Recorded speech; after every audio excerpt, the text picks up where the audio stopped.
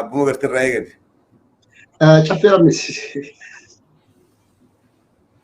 إيجا جرا سجنتا كنت جروس إنه هندي كسان البارونو أكما أرجع في دعاء جرو دوغا سني بوشوني شوكنيسو بوشوني كراجبنا همين جام بوتامه البارونو مرتي بفاران راوتا ماجرا في التالي أمارا كيسو في التالي أماراتين kan mootummaan hidhachiisee mootummaadhaan deeggaraman akkuma gocha naannoo Tigraay keessatti raawwatan Oromiyaa keessattuu guyyoota lamaan dura Wallagga Bahaa aanaa Kiramuu keessatti maatii tokko keessaa namni 9 ol akka ajjeefame maatii isa keessa ammoo hawwan umriin isaanii 90 guutuu fi ijoollee xixiqqoo waggaa 3tu jira. Mee duukaa sanyii kanaan wal qabatee gochoota akkamii finxaalii Amaaraatiin ilmaan Oromoo irratti gaggeeffamaa jiru kana akkamitti ilaaltaa akkamitti hubattamee chuffiran sidaa eegalu. Sa'aad fayyadahi warri OMNs nu afeeruudhaaf galatoomaadhaan ja'a warri wajjin dhiyaannes akkasuma haalli ammaan tana Oromiyaa keessa jiru Wallagga qofa osoo hin taane Oromiyaa guutuu keessa jiru haala hizaabarra yaachisaadhaati Oromoodhaa fi viidiyooleen ammaan tana jara harkaa babaatee karaa sooshaal miidiyaadhaa faca'aadhaa jirtu tuni takkee kana jechuun bifa kanaan Oromiyaa keessatti nama hangamtu guyyarraa ajjeefamaa nama hangamtu guyyarraa akka harree bittee galtu gaafuma dhudhuufaa baatuun bare jette jaarsaan jedhan.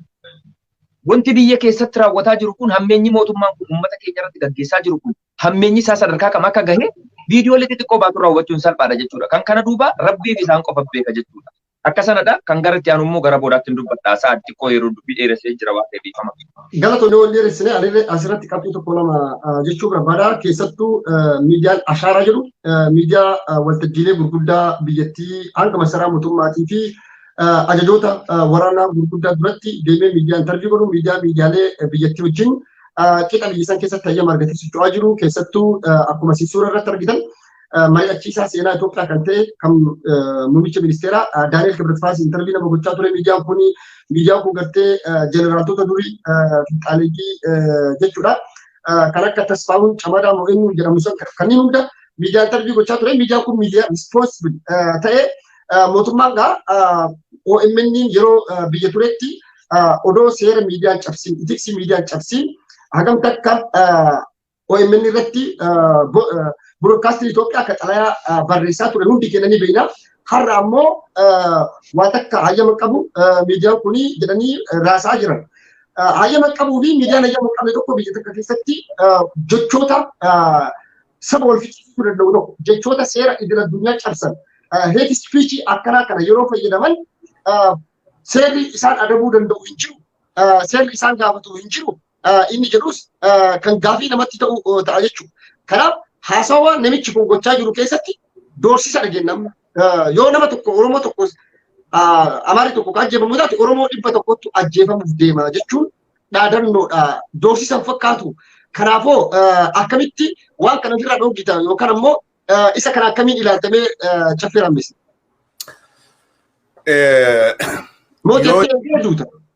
Yooni Oromoon tokko duute Amaar tokko jeefte Oromoo 100 jeefnaa amma ol baasanii haa jedhanii yookaan miidiyaa waraabee haa baasu malee ajjeesaadhaatis turanii ajjeesaadhaatis jiran. Kanaaf ragaan hedduudhaa jira. Poolisii Oromiyaa keessa Oromoon hidhaadhaa guuramtee halkan gabbaafamtee ajjeefamaadhaa jirtu bakka hundatti qalamtee darbamaadhaa jirtu. Hawaasni Oromoodhaa yookaan qeeroon Oromoodhaa tan abii bakka gartanitti yoo fincilan mataa keessa dhawa. Mataa malee dhibna ajuun tuni kanaa wajjin walitti hidhaadha. Laal reefuu hangaarii kaaftisaati.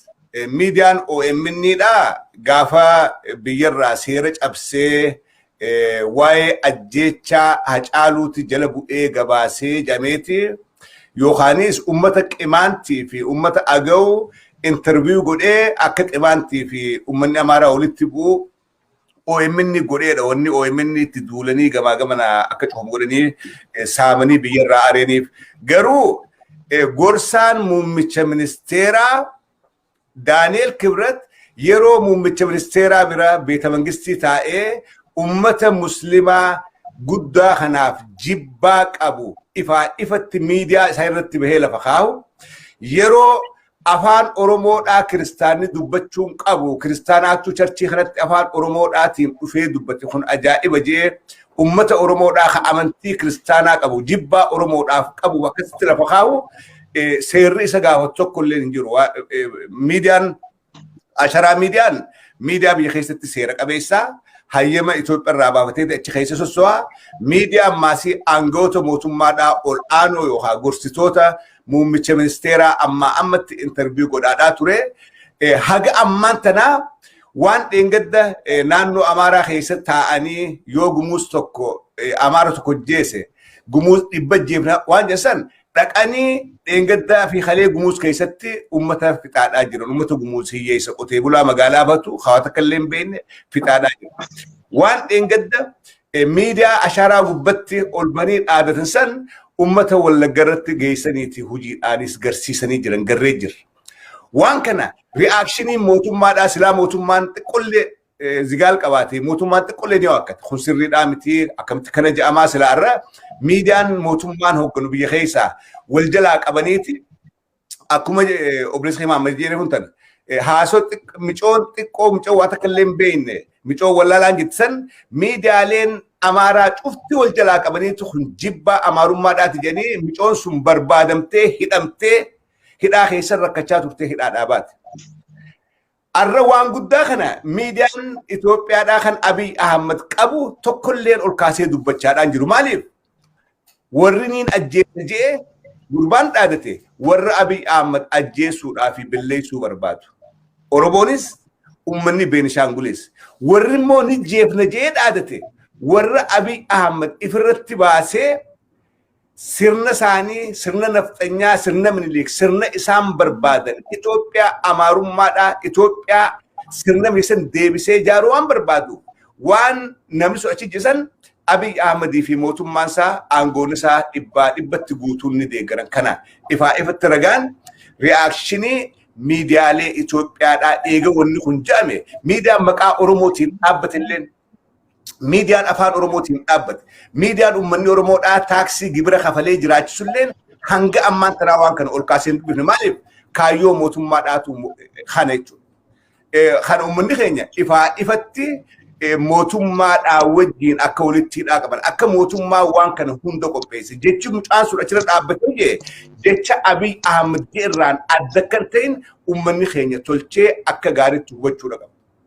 Karaa biraatti waa'ee ajjeechaa wanta kan si haas tuqaata kan si haas gaafa barattoonni Oromoodhaa yuunivarsiitiilee naannoo Amaaraa keessatti ajjeefamanii reefi Oromiyaa qe'ee hundattuu galaadhaa ture.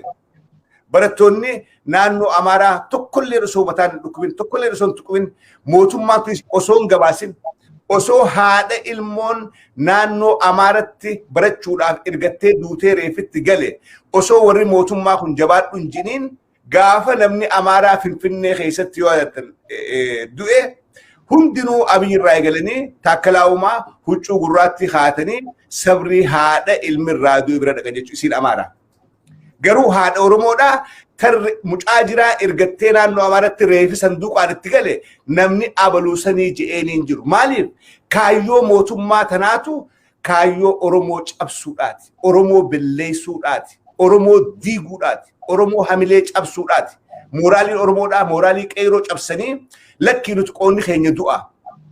Nuti mootummaan tun nu jeefti yoo dubbanne hin dubbannu afaan qabannee teenyaa akka isaan nu qoodetti qoodamne akka isaan nu qofatti gajjannee jiraannaa akka jettee Oromoon qalbii cabxuuf kana godhaa jiran.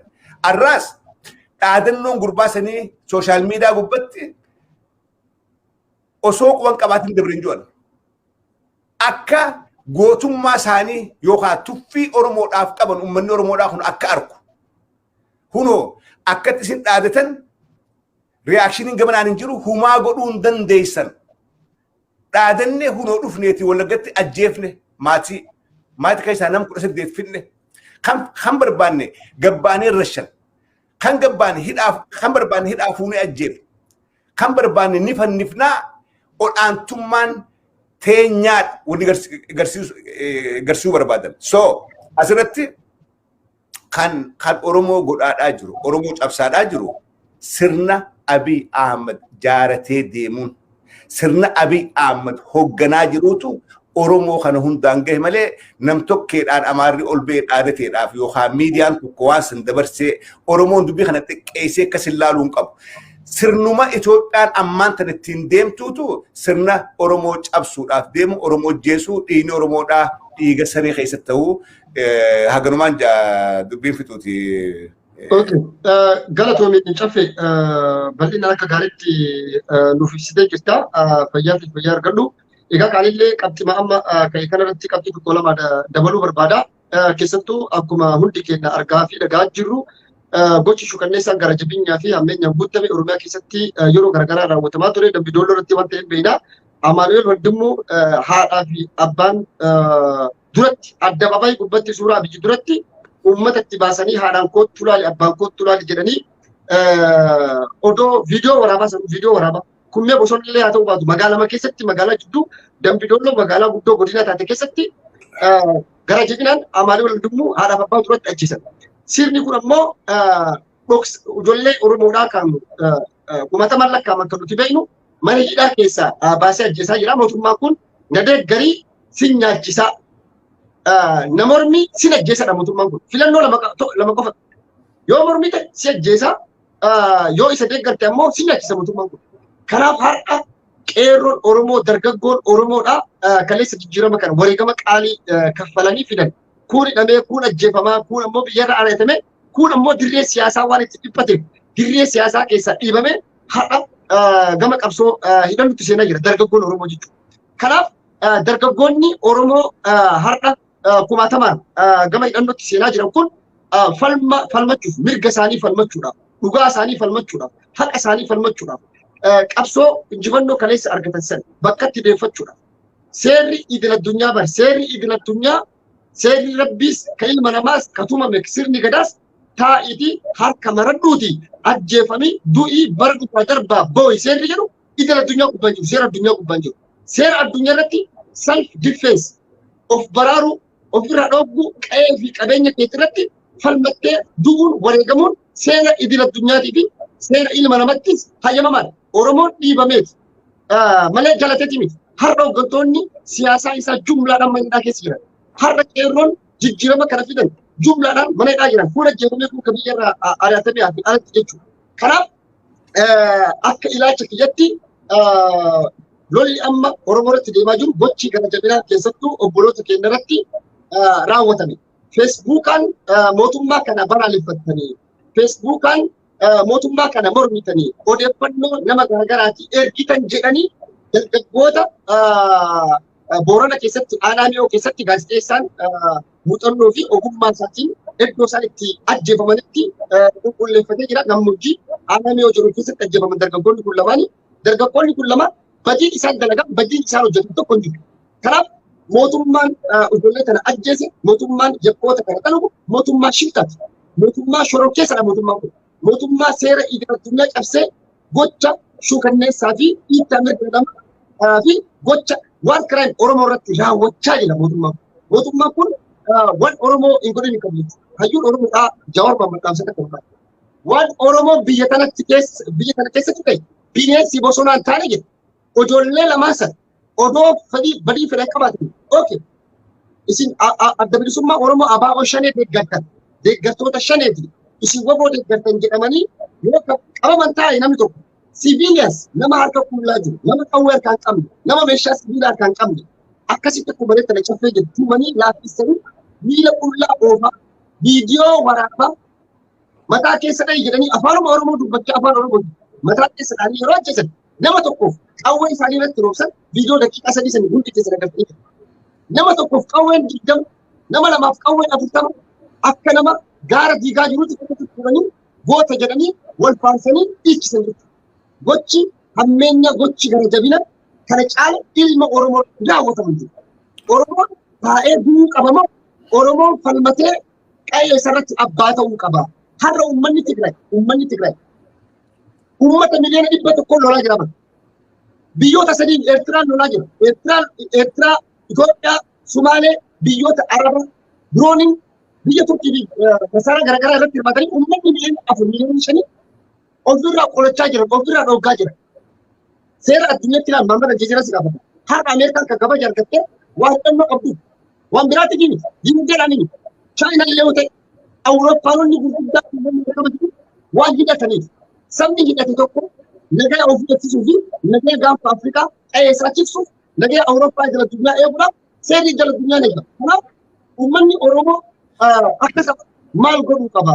Uummanni Oromoo akkanumatti daa'ee dhumuu qaba jettamoo uummanni Oromoo mootummaa kana akkamitti ofirraa foqqochee nagaa argatee tasgabbii argatee nagaa waraanaa bu'ee hidhamtoonni siyaasaa hiikamanii biyyi sun nagaa argatti bifa kamiin ta'uu danda'a? Asirratti illee yoo yaadatan. Baay'ee sa'aadii fi Ali caffeera miswaa baay'ee kaaftanii jirtu waa gurguddaa kaaftanii jirtu. Waa tokkotu jira. Of gowwoomsuun barbaachisu uummanni Oromoo jechuudha. Wanta tokko akka nama tokkootti jechuudha. Akka yaada kootti wanti ibsuu barbaadu. Jaarraan keessa jirru jaarraa 21ffaadha jara keenya. Uummata rasaasan sitti deemu ati aannan qabadhuuti jechuudha. Teeteesii kan aannaniitiin akkas urursii jechuun waan hin fakkaannedha. Maaliif rasaasichi ibidda malee itittuu miti. Laphee nama hin qabbaneessu siniif galee yeroo kana keessa waraanee nun barbaachisu. Yeroo kana keessa xiyyi nun barbaachisu. Lubbuun nabaa jira nan ajjeefamaa jira. Ofirraa qolachuu hin qaba bara. Amantaan kamtuu amantaan callisiiti osoo ajjeefamtu du'i isiin jedhu hin jiru. Of eeggadhu ofirraa eeggadhu waan jedhamutu jira siniif galee malee namni dharraa nama ajjeesuu qabaateef miti. Anamma fakkeenyaaf akka sabni Oromoo jechuudha. Sirna gadaatiin bula. Sirni gadaa ammoo seera mataasaa qaba. Lubbuu baate tokkoof jechuudha. Gumaa waan jedhamutu jira siniif galee. Uummanni keenya yeroo ammaa keessatti yoo daataa tokko baaftaniitu ta'ee jedhee ilmaan Oromoo waraana amma yeroo ammaa gaggeeffamaa jiru jechuudha. Lola Tigraay fi mootummaa Itoophiyaa gidduutti gaggeeffamaa jiruuf jechuudha. Waan isaan hin laallanne jechuudha. Kan waraanaa jiru Tigraayidha. Arraantiin isaan manidhaa keessaa gubachaadhaa jiran. Qeeroo nafte filmaanni mootummaa TPLF harka duwwaadhaan qeeroo 5,000 ol wareeyne 10,000 ol itti madeessine saba keenyatti hiyyoomsine garaa duwwaatti qabsooyneef irraa kaafne arra mootummaan OPDOdhaa warri kalee TPLF ergachaa turte kaba qabatu kuni qabsoo karaa negaatiif carraa tokkollee hin banne warra nagaan qabsoone je'ee gale mana hidhatti guuree kaan nijjeese kaan deemsee biyyaa baase karaan furmaanni eessaan jettee ijoolleen arraan tana Oromiyaa keessatti dhugaa dubbachuudhaaf naannoo hunda keessatti kumaantamaan mooraa leenjii galtee leenjitee furmaata barbaadaaf eebbifamaadhaa jirti. Kibbattis Jimma keessatti Wallagga keessatti walakkeessa Oromiyaadhaa lafa tuulamaa keessatti Harargee keessatti Arsii keessatti ijoolleen kalee karaa nagaatiin qabsaa'aa turte mootummaa kana afaan nagaan galuuf afaan isaan nuun dubbataniin kanaan dubbachuun danda'u qolitteeti bakka afaan saniin dubbachuun dandeessuu san dhayxeechitti argamaadhaa jirti.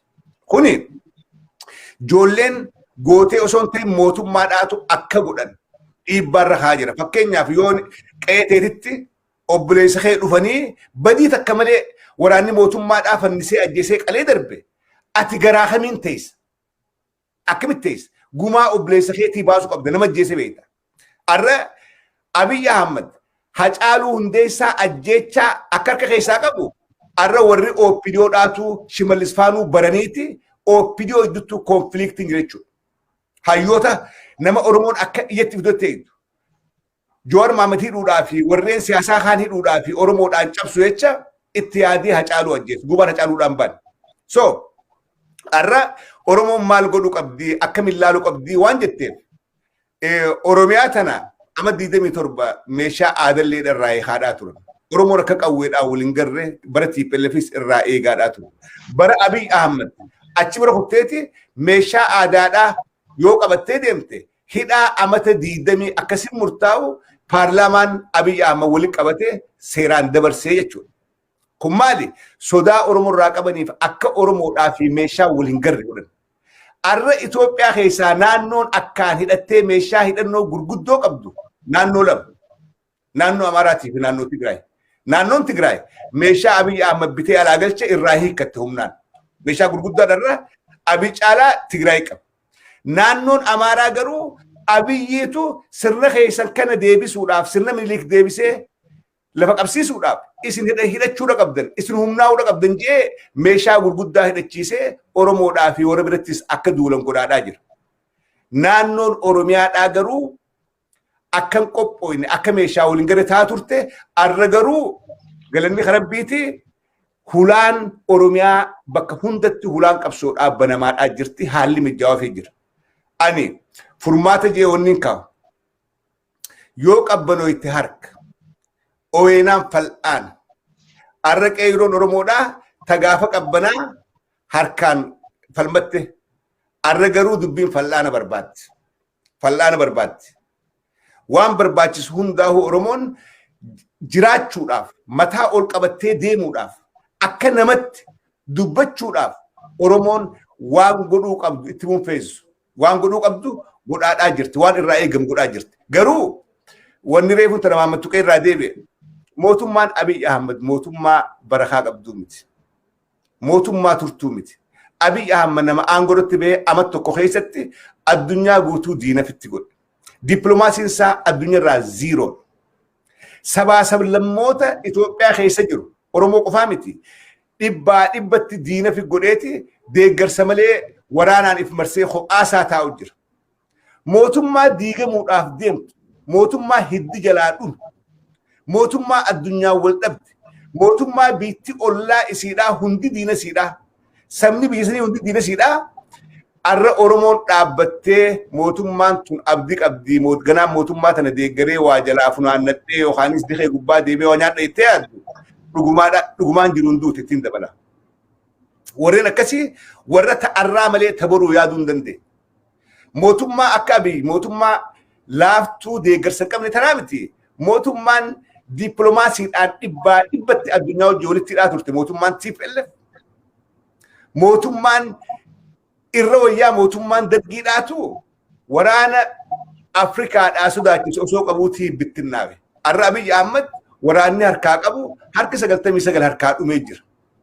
Waan gaardii fi marsee arakkiiloodhaan taa'u san malee yookaan meeshaa gurguddaa alaa ergifatee diroonii wahiin dha'u kana malee milishaa walitti qabe kana kuni biyya eeguu hin danda'u. Kanaafuu ilmaan Oromoodhaa mootummaa hiddi daariqee jiguudhaaf deemuu wajjin dhaabbanne jettanii maqaa if hin balleessina.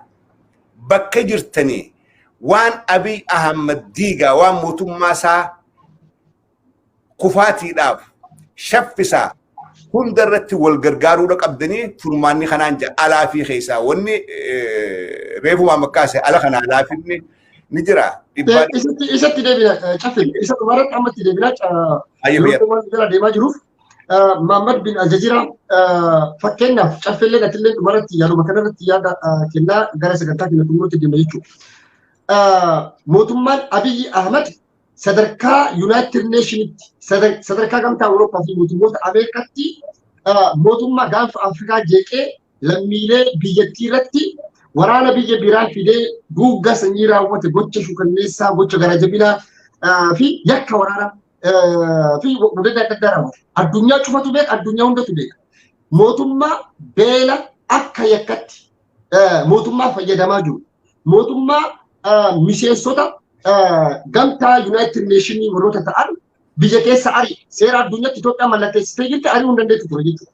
Mootummaan Abiy lammiilee biyyattii qofa irratti osoo hin ta'in mootummoota gamtooman mootummoota addunyaa irratti mootummaa abbaa irree ta'e addunyaa guutuu kabeetee hubatte jechuudha. Mootummaan kun osoo akkanatti jiru qoqqobbiiwwan garaagaraa gamtaan Awurooppaa seneetoroonni Ameerikaa irra kaa'aa jiran mootummaan addunyaa dinagdee dippiloomaasii qoqqobbii siyaasaa qoqqobbii meeshaa waraanaa fi qoqqobbii gurguddaa biyya irra kaa'aa jira. Garuu siyaasa guddaa kan akka olaantummaa biyyattiitti katabachaa jiru qabsaa'u biyya keessaa gaggeessaa jiru warri TPLF yookaan Tigray Defense Force jennu kanaa fi daasporaan isaanii biyya alaa kana dhiibbaa isaan godhaa jirantu bu'aa fi firii kana argamsiise. Uummanni miliyoona 5 biyya keessaa fi biyya alatti sagalee guddaa argatee jira uummanni kun. Dhageetti guddaa argatee jira. Dheengadda seeneetarri wayii sagantaa warra mootummaa Abiy irratti mariidhaaf isteeta yaadadhu Ameerikaa keessaa akka dhiyaatu jedhamanii seeneetarri guddaa dhiibbaa warri TPLF ilmaan Tigraay itti godhaniin seeneetarri sun sagantaa isaa san kaansel godhe jechuudha. Hagana takka gaan jechuudha. Gama dippiloomaasii hojii gurguddaa hojjetan. Oromoon hoo sadarkaa duguggaa sanyii akkanatti nuti jabaatee jiru yeroo akkanatti dhumaa jiru kanatti yeroo biyyattiin gara diigamiisatti deemaa jirtu kanatti daasbooraan keenya ka biyya alaa jiru akka ummata Oromootti maal godhuu qaba jettan Mamad. Ayyee Sa'ad akkuma sana Firaamis yaada jajjabaa yaada murteessoo kaaftanii jirtu.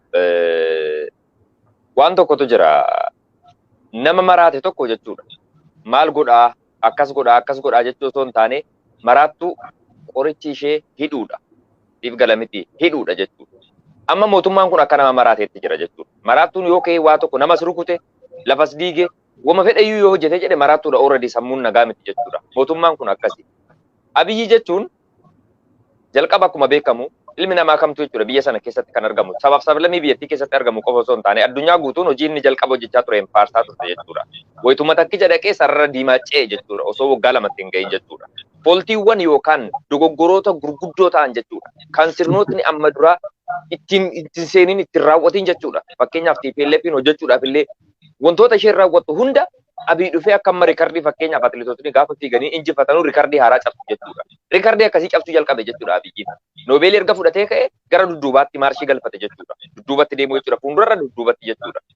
Biyyoota ollaa kanneen jedhaman jechuudha. Biyyoota ollaa wajjin nageenyi inni jiru shakkii keessa galaa dhufe, jeequmsa keessa galaa dhufe.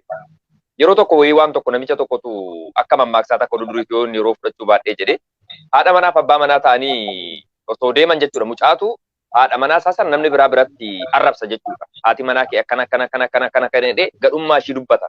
Achi booda abbaan manaa sun sagalee namichi sun haadha manaa isaa arrabsu sana riikardii godhee bilbilaan geessee haadha manaa isaatiin bar namichi sun osoo akkasiin jedhuun si dhaggee sagalee isaa waraabe jedhee bilbila fuudhee isheetti dhaggeessa jechuudha. Bilbila harkaa fuutee adda isaatti gadhiiftee ati dhiiraa miti sana arrabse sana wayyaa jetteen. Maaliif inni already na arrabsee jira si tuffateeti. Ati ammoo osoo abbaa manaa koo taatu gaafa inni na arrabsu wal'aantee osoo miidhamtee gootan siin jedha. Ati garuu anaa gadi jetteeni namicha asasii arrabse sana galatooffatte jechuudha. Sirna biyyi kun ammarratti wanti inni raawwachaa jiru kuni biyyoota ollaa wajjin jechuudha. Biyya tokko jechuun akka biyyaatti kan sovereignty taatee of dandeessee kan isheen jiraattu jechuudha. Biyyoota ollaa wajjin hariiroo qabaachuu qabdi jechuudha. Biyyi tokko waa hundaan of dandeessee taa'uu dhiisuu dandeessi. Fakkeenyaaf sharafa alaa haa ta'uu, dinagdee haa ta'uu, dabalata ammoo gargaarsa deeggarsa garaagaraatiif jechuudha. Akkuma beekamu ardiin Afrikaa biyya deeggarsa barbaadudha jechuudha. Hangas mara harka qalleeyyiin biyya ardii keessatti baay'atudha jechuudha. Biyya akka keenyaa immoo Itoophiyaan jechuudha. Uummanni ciree nyaatee keelaa qanan ida'anne. Uummanni akkasii hawaasni akkasii jechuudha. Mootummaan gaafa bakka hundaa mootummoota alaa wajjin dippiloomaasii qabu hunda barbadeessee yookaan sirna abbaa hirrummaa isaatiin seerri addunyaa waan hayyamu hunda jechuudha faallessee yeroo ammaa keessatti ignorant ta'e kallattii hundaan ana qofa malee namni tokko natti murteessuu hin danda'u. Nam tokko waa'ee biyyattii dubbachuu hin danda'u. Akka waan biyyattii ofii isaatiin dhoqqee irraa xaxxafee hojjete yookaan bocee hojjeteetti yeroo kabajan hayyuudhaafis dhabee akkuma sana immoo dhaloota ol guddatuufis dhabee akkuma sanas addunyaarraa dhabee wayita deemu Amarri waan tokko jette afaan Amaariffaa dubbachuuf yaabbiif yezinjaroon mangar bikkataluut gadal jette. Karaan daljeessaan deeman allayyaatti nama naqasiniif galee mootummaa kana namootni hordofaa jiran boru inni qaanfattu dhugaan isiniin jedha ni saalfattu bakka seentan dhabdu inni tariiti hantuutni boolla sagal qabdu bakka lixu dhabdu jedhan tokko siyyootti rufe achiin baati waan ta'eedha.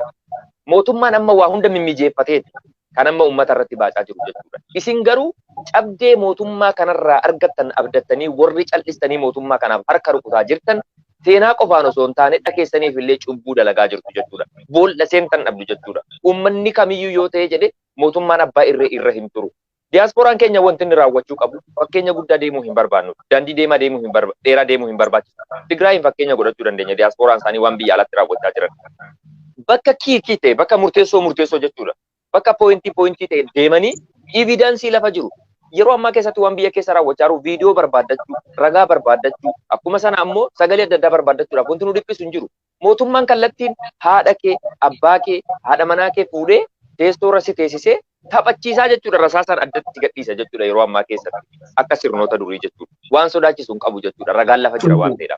Ragaa sana fudhannee bakka murteessoo tokkotti deemnee mootummoota gamtooman biratti qaamota mirga dhala namaaf dhiphatan mirga dhala namaaf hojjetan biratti evidensii ragaa qabdu kana diyaaspooraan keenya geessee mul'isu. Waan biyya keessatti raawwachaa jirtu kana tokko tokkoon hawaasni biyya keessa jiru kallattii inni ittiin fuudhee daddabarsu jechuudha.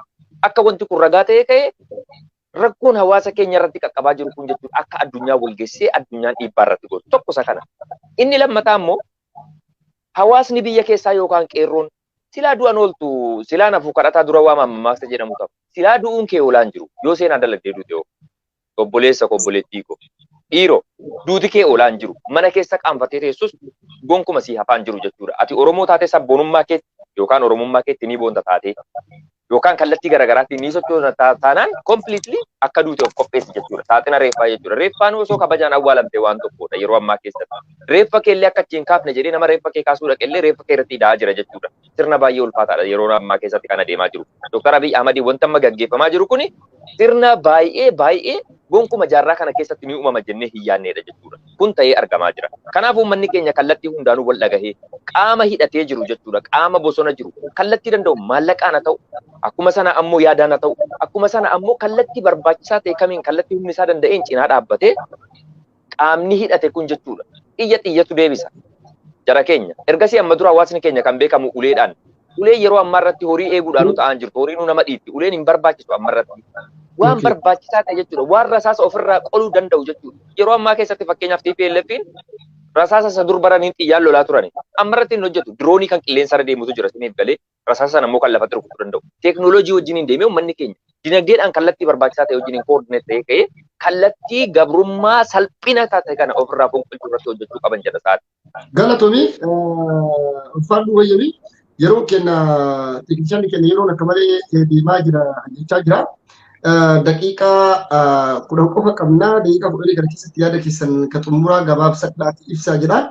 Mee caffeeramis gara dhumatti deemaa jirra dhaamsi yookaan ammoo sinuu miseejidhatiin saba keetiif uummata keetiif dabarsuu qabdu kan qabsaa'ota Oromootiif yoo jiraatu.